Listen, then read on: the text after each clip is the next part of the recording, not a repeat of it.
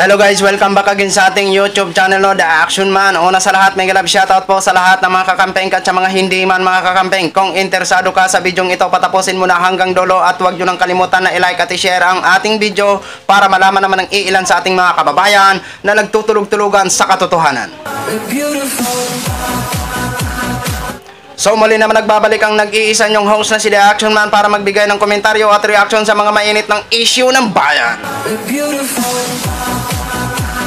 So ito ha mga ka-action, mga kakamping, no, may gusto lang po ako na i-share sa inyo about po ito sa pagpunta ni Mr. President Bongbong Marcos sa Saudi Arabia para daw matiyak ang kapayapaan sa China Sea at sa Arabian Sea.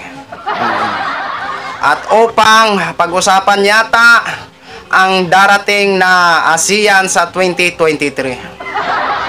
At ito ho mga ka-action, nagugulat lang ho ako. Sabi nila ho may 31 million. Ngunit parang wala yatang nagparamdam na 31 million na suporta.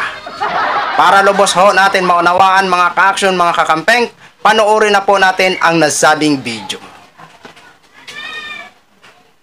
Nanawagan si Pangulong Marcos sa Gulf Cooperation Council o GCC at ASEAN na magtulungan para matiyak ang kapayapaan sa South China Sea at Arabian Sea. Nasa Riyadh, Saudi Arabia ang Pangulo para sa 2023 ASEAN GCC Summit. Ipinaabot din ng Pangulo ang kanyang pagkabahala sa gulo sa pagitan ng Israel at Gaza. Nananawagan siya sa lahat ng may kinalaman dito na isulong ang mapayapang pag-uusap. Nagkausap din ang Pangulo at ang Crown Prince ng Kuwait tungkol sa labor relations ng dalawang bansa. May deployment ban ngayon sa mga bagong OFW pa Kuwait. Sa pakikipagpulong naman ng Pangulo sa Saudi businessmen, mahigit $4 billion na halaga ng investment agreements ang pinirmahan. Ayon yan sa Presidential Communications Office. Yun na po, narinig nyo na po at napanood na po natin. Oh. Narinig nyo naman yon? Investment naman na pinirmahan. Ilang pledges naman ang dadalhin ni ilang milyon naman ang dadalhin na pledges na investment ni Mr. President Bongbong Marcos sa pag-uwi niya dito sa Pilipinas. At ibibida naman ho ng ating mga kaibigan sa kabila ng mga content creator na grabe naman ang dinala ni Mr. President Bongbong Marcos na investment dito sa Pilipinas, ngunit pledges. Oh, di ba? Napakaganda ho. Bawat punta ni Mr. President Bongbong Marcos sa iba't ibang bansa, may dala-dala po siyang investment at hindi po siya nasisiro. Oo, sa totoo lang ho, hindi po siya nasisiro. Ang kaso nga lang, kailan po yan mapakinabangan ng taong bayan ang nasabing mga investment na dinadala ni Mr. President Bongbong Marcos bawat pagpunta niya sa iba't ibang bansa?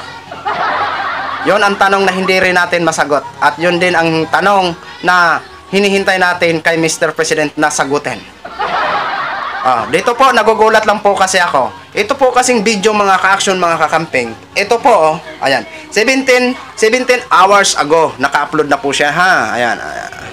Hindi nyo siguro makita. Ayan, 17 hours ago. Di ba? Ang kaso lang mga ka-action, nagugulat ako dito. 17 hours ago na yung video, pero wala man lang comment. Oo, walang nag-comment. Sa totoo lang. Walang simpatiya galing sa taong bayan. Kahit nasa 31 million na sinasabi nila, bakit walang nag-comment na magsuporta dito kay Mr. President Bongbong Marcos na magsabi naman, salamat Mr. President at may investment ka naman na dala-dala. Diba? Kahit i-click ho natin ang comment section, ayan ayan. Ayan ha. Walang comment. Walang comment. Ayan, comment section ha. Walang comment kahit isa. Di ba? 17 hours ago na naka-upload ang nasabing video. Ang tanong ho natin dito, nasaan na po ang 31 million na sinasabi nila?